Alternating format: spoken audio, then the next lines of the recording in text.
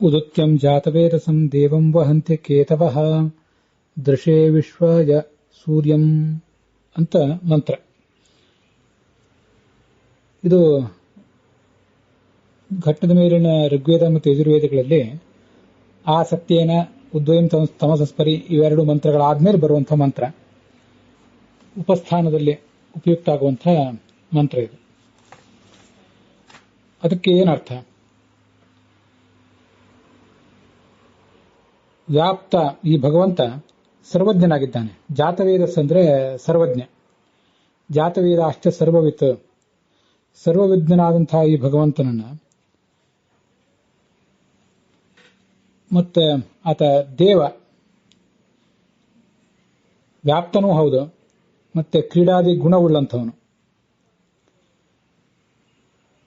ಮತ್ತೆ ತ್ಯ ಅಂದ್ರೆ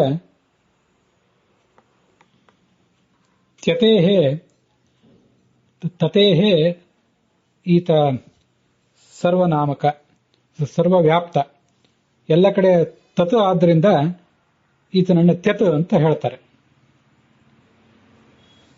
ಹೀಗೆ ತತ್ ಅಂದ್ರೂ ತ್ಯತ್ ಅಂದ್ರೂ ಒಂದೇ ಅರ್ಥ.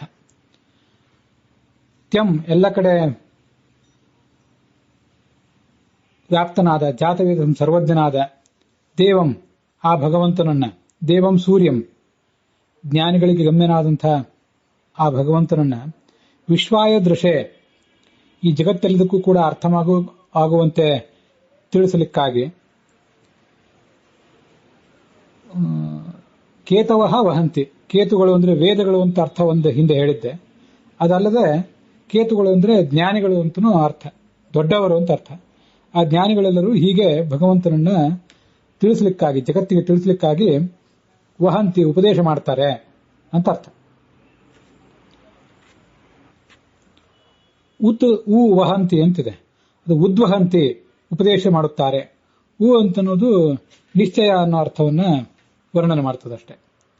ಹೀಗೆ ಅನ್ವಯಾರ್ಥದಲ್ಲಿ ಅದಕ್ಕೆ ತ್ಯಂ ಜಾತವೇದಸಂ ಸೂರ್ಯಂ ವಿಶ್ವಾಯ ದೃಶೆ, ವಿಶ್ವಾಯ ಜಗತ್ತೆಲ್ಲದಕ್ಕೂ ದೃಶೆ ತೋರಿಸಲಿಕ್ಕಾಗಿ, ಕೇತವಃ ದೇವಂ ವಹಂತೆ ಅಂತಿಷ್ಟಿದು ಅದರ ಒಟ್ಟಾರೆ ಅರ್ಥ.